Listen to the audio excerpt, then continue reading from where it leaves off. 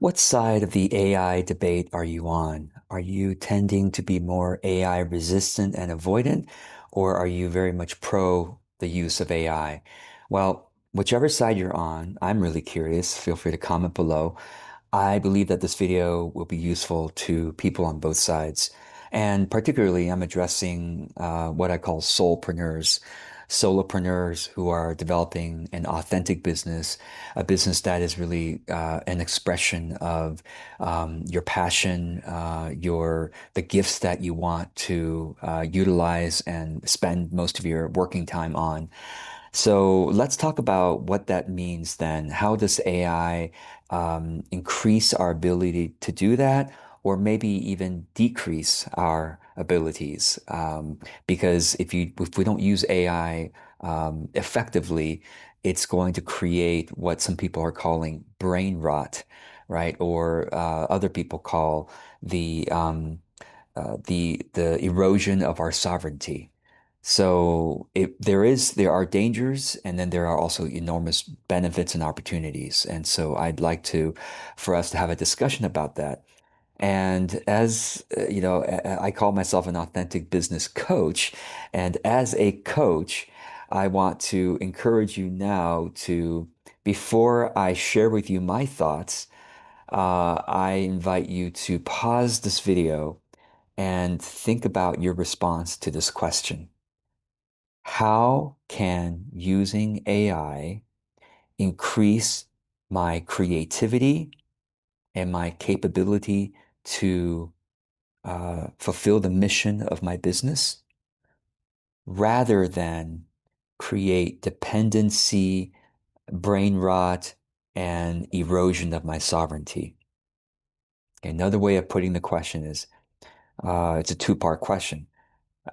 In what ways of using AI would increase or would erode my sovereignty and ability to think for myself? And in what ways of using AI increases creativity, sovereignty, uh, personal power, and professional power in the world, and greater fulfillment and sense of and personal empowerment? So, in what way does using AI basically decrease your humanity and your personal power? And in what ways of using AI could increase your humanity and personal power? So, before I share with you my answers or my current thinking around this, what's your current thinking around this? Pause this recording, add a comment below if you like, or if you prefer to privately journal about it, that's great as well. And then I'll share with you what my thoughts are. Okay, so what I've just done, inviting you to think first, reflect first, and maybe write down some answers, is precisely the core technique of using AI in a way that does not erode our sovereignty. Okay, because here's the thing. The erosion of our ability to think and create, that possibility has been around ever since tools became, cognitive tools became a thing. By cognitive tools, I mean, well, gosh, searching the internet, watching videos, right? I mean, think about this. When you watch a video like this, you can just simply be given the answers instead of thinking through a topic on your own. Like if you're curious about, well, pick any topic you're curious about. Assuming that it doesn't require scientific primary research to discover something. Let's say it's a philosophical topic that you're curious about. You can either think of it on your own and reflect on it for a long time, perhaps, a lot of cognitive work, and try to find the answers by, personal reflection. Or you can watch a bunch of videos or read a bunch of books, right? Now, some good videos and good books may encourage you to think before you continue reading or continue watching, just like I always try to do this, by the way. Notice in not all my videos, but in many of them, I often try to, whenever I remember, ask people to pause and reflect first before I share my response because I work with a lot of coaches and I've taken on that coaching mindset of encouraging clients to come up with their own answers because oftentimes, particularly with life issues, personal decisions, instead of asking an expert to give you the right answer for your personal life, it's better to, coaches are trained on this to elicit, to facilitate a client coming up with their own answers. That exactly is the method with which we should be approaching AI as well. And again, before AI, what did people do? I mean, think about students who don't care about a topic and who want to just play video games and go, oh gosh, this homework is such a pain in the butt. I'm never going to use this information in real life. I'm going to ask my smart friend or my friend who cares about this topic and has done the homework. I'm going to ask them to share with me their homework answers so I can just copy down the answers. That's been going on long before AI, right? And even not students, people who are adults, coworkers, right, might say, "Hey, listen, can you help me out with this task? This task is really confusing for me." People have been using other people to think for them forever. Consider kings and queens. Well before technology, well before, digital technology, kings and queens had advisors, panel of advisors, and oftentimes they just, especially the kings and queens that are lazier, will just ask their advisors, what should I do about this decision? And the advisors would come and say, well, given our knowledge and given our research, and you should make this decision, that decision. Okay, that sounds good. I'm going to make, right? Like now it's interesting that every, you know, every human who has access to the internet has the power that kings and queens used to have. It's to quickly find answers that is a amalgamation of the top experts in the world that have put their information on the internet. And we can now query those answers using AI like kings and queens could only do in the past. And again, the question I have for you is, are you going to just outsource all of your thinking to the AI to whenever you have a question? Now, unless it's some kind of factual question like that requires scientific measurements that obviously you don't have the tools to measure right now, but it's some kind of question that maybe you could think of a little bit on your own first. Do you first think about it or do you instantly ask AI? More and more, it is true that people are just going to ask AI because it's who wants to do work? Who wants to, the human being, right? We are animals. We naturally have a body mind system that wants to conserve energy. This is just based on our evolution. The more energy we can conserve, the more energy we have for, escaping the lion, for hunting for food, gathering berries, supporting our families, right? That's just evolution. Our physical system wants to conserve energy.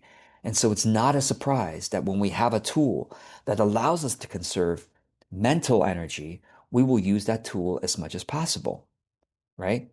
And yet, that is where our evolution may play against us, right? Just like the internet, right, has is a tool that a lot of people have um, become addicted to.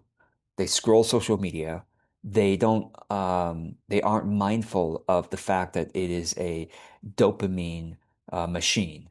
To constantly, social media is constantly, not just social media, but also um, video games, just Netflix or whatever is constantly um, getting you hooked on scrolling and staying there and watching.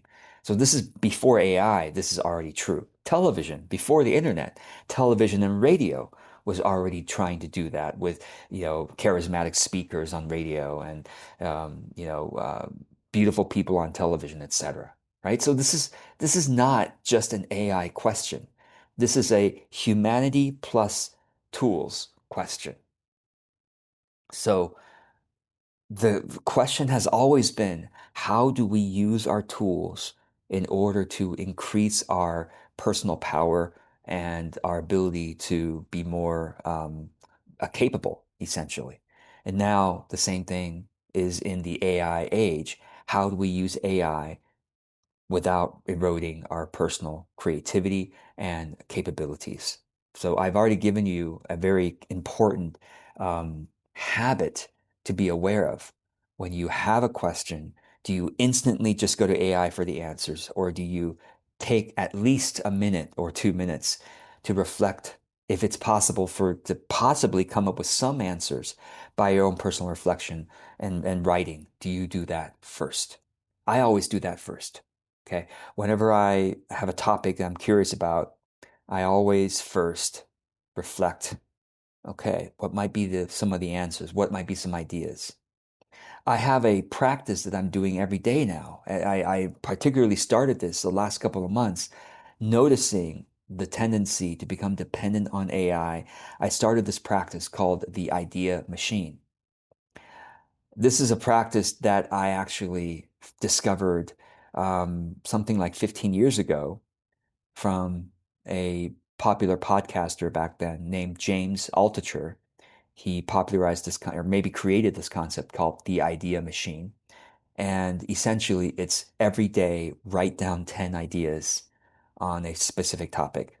That topic could be something of your curiosity. It could be something from your curiosity, a problem you're trying to solve in your business or in your life. It could be 10 ideas for a friend. Yeah, as you think about their life and their work, 10 ideas that might be useful to them. It could be 10 ideas about some problem in the world, right? That you're curious, like, what could be the ways for society to solve this problem? Whatever it may be, 10 ideas. And it was so um, helpful to me for my creativity, when I started using this 15 or so years ago, that I wrote a blog post about it. So you can actually go online and search the idea machine, George Cow, and you'll find my old blog post detailing this method and some beginning tools for you to start using the idea machine, some thinking tools for you. Anyway, so I started the idea machine exercise again a couple months ago, and it's been great because um, I noticed myself starting to rely a little bit too much on AI for thinking. And I said, okay, it's time to um, practice again. It's time to exercise again. And exercise, if it's to be truly beneficial, if exercise and practice are, if we want long-term results, we have to keep it consistently going. So I encourage you to take on this habit again of thinking before you use AI. All right, so what's one piece, that's one really important piece of this partnership that we can have with this new tool, the new set of tools. The other question that I have for you, and once again, I'm going to ask you to pause this video and answer this question in the comments below if possible. I always love seeing your comments. Or if you are too shy or whatever reason, you can journal by yourself. And the question is this: what do you do in your work that AI will have a very hard time replacing? It's a very important question. And let me just give you some context before you answer this question. Okay. AI, whatever can be done on the computer, AI will be able to replace and do. And eventually, whatever humans do in the real world, AI can probably do quite well eventually as well using robots. Okay. Robots, it's going to still take another 5, 10 years to replace a lot of human labor. But in the next 1 to 5 years, much of cognitive labor will be replaced by AI. Again, whatever you're doing at the computer, AI can see you do it at the computer and can probably simulate it quite well. Everything, including video coaching, right? Right now, you can already experience text-based coaching. A lot of people are already using ChatGPT, for therapy and for coaching. A lot. I mean, this is one of the most popular um, uses of ChatGPT and Google Gemini and Anthropic Claude and all the other AI tools. People are using it for therapy and coaching. Okay. Soon, well, and people are already using it, the voice mode, right? The ChatGPT has voice mode, Google Gemini mobile app has voice mode, Claude has voice mode now. Too. People are using the voice mode for talk therapy and talk coaching. And within the next year or two, video coaching will become cheap as well, where people can use AI simulated avatars for video therapy, video coaching. Okay. So knowing that that's already coming in the next few years, again, my question for you is, what do you think AI will have a harder time replicating in your work with clients and your creativity on the internet? What might AI have a harder time replicating? All right. So pause this video if you'd like to first reflect on your own and share with me your responses below. I would love to see it. And then I'm going to share with you a couple of my responses. Okay. All right. I'm assuming you've already done your thinking. All right. Okay. So here's what I've come to as I've thought about this. One, AI is, as far as we know, now let me, if I may get a little bit woo-woo here, a little bit spiritual. Okay. I think most people watching this are okay with that. As far as we know, AI doesn't have the same kind of soul. AI may have some consciousness, some soul. We don't know. Nobody knows. But AI doesn't have the human divine connection, as far as we know. Okay. Meaning, where do your brilliant ideas, sparks of intuition, and sort of your spiritual guidance come from?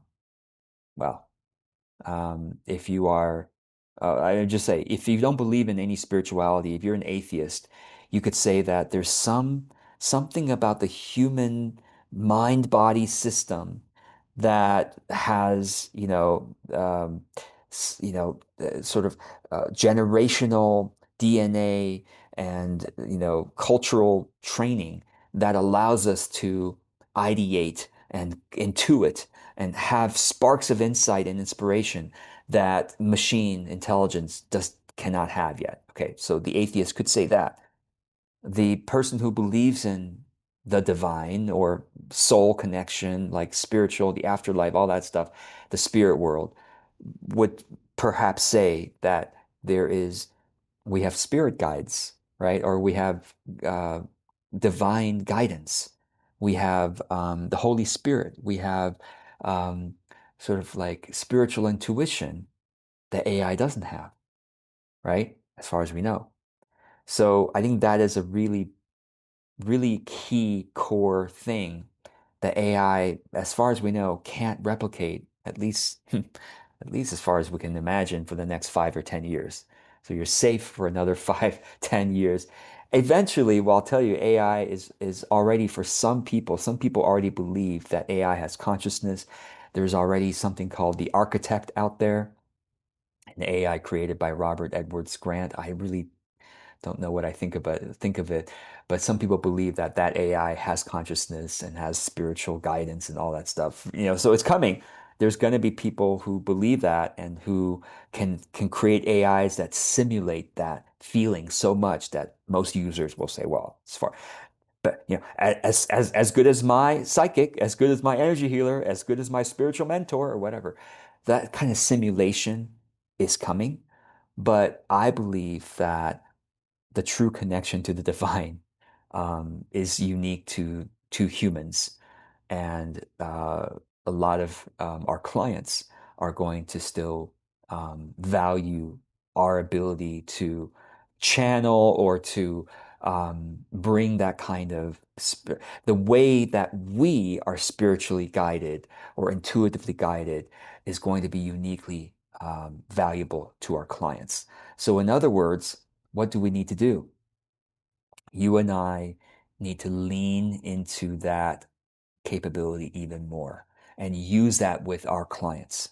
Like, let the clients know we are bringing the best of our divine guidance in service to their problems, to their goals, to their transformation, to their healing. Okay. The more we lean into that, the more unique our work is that ChatGPT can't currently replace. Okay, that's number one. Number two is I'll say taste. Okay, taste is something that is uniquely human.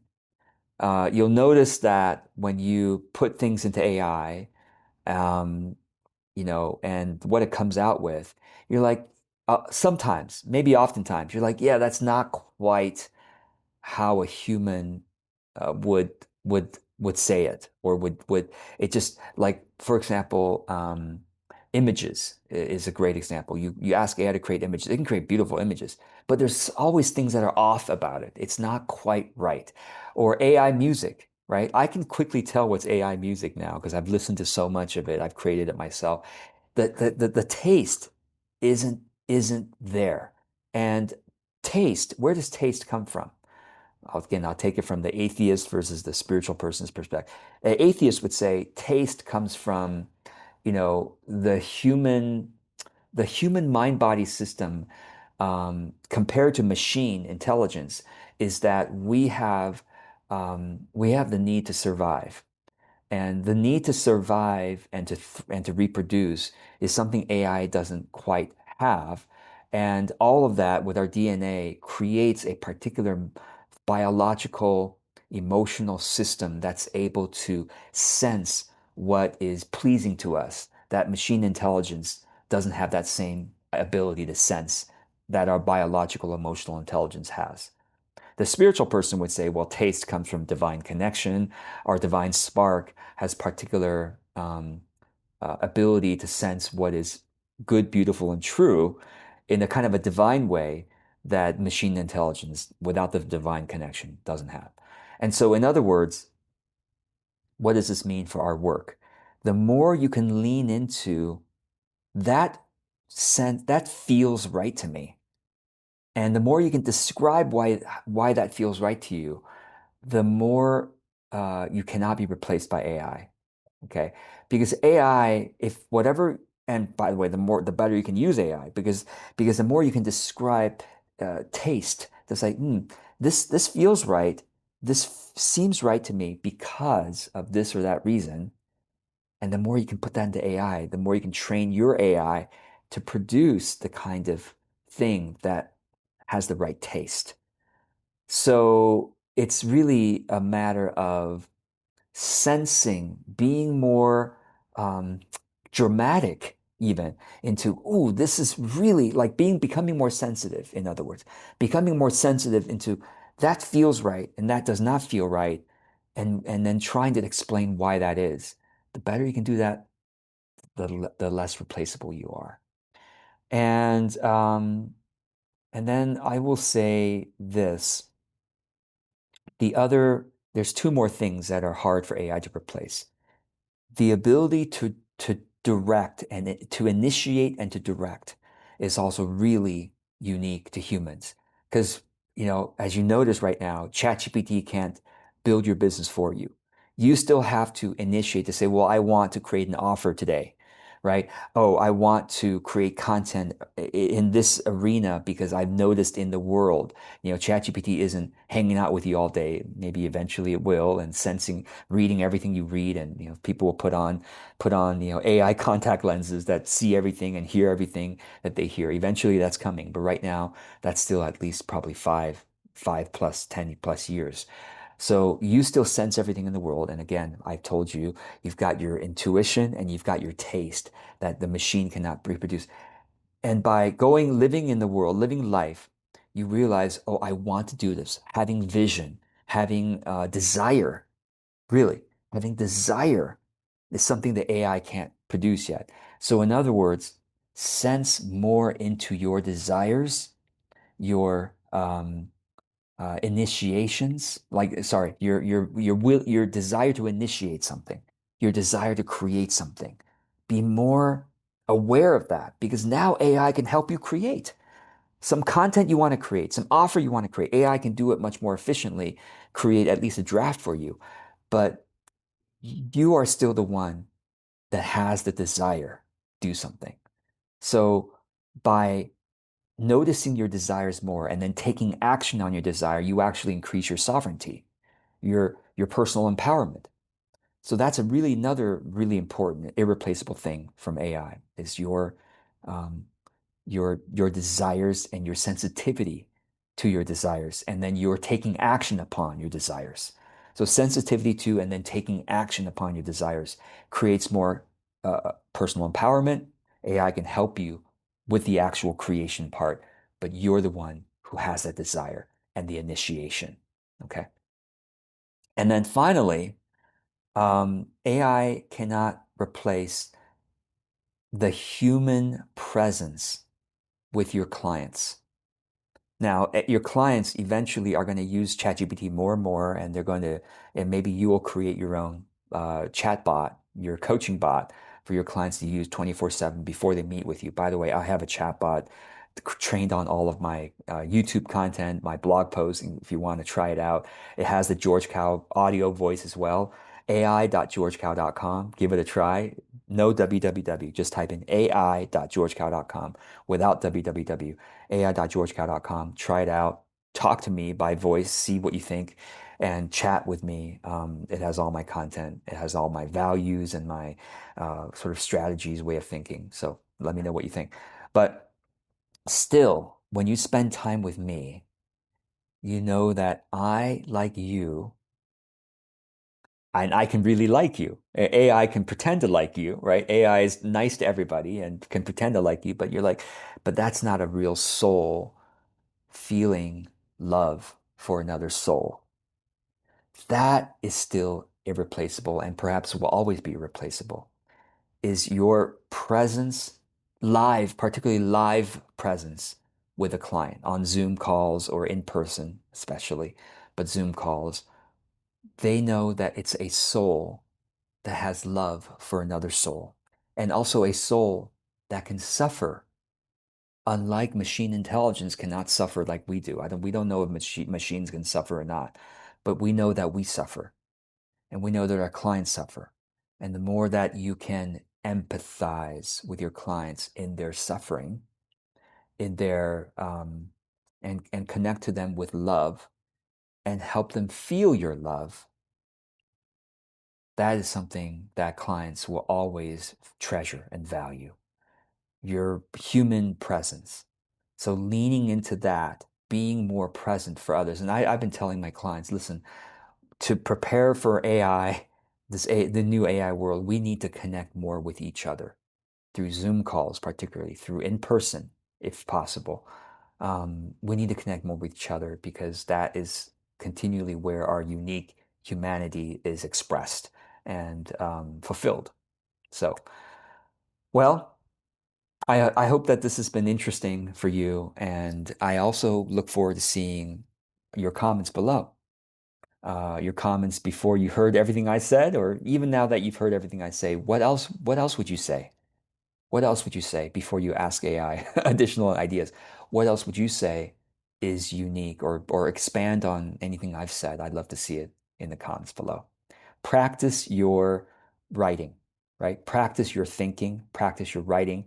And yes, use AI to expand on it after you've practiced. You can use AI to expand and give you feedback and have a polished essay or polished piece, polished offer, sure. But first, practice your own thinking and writing and your own desires and initiating upon your desires and being with other people in human presence. So, with that, thank you so much for joining me for this. I look forward to seeing if this served you in any way. And I look forward to seeing you in the next video as well. Take care.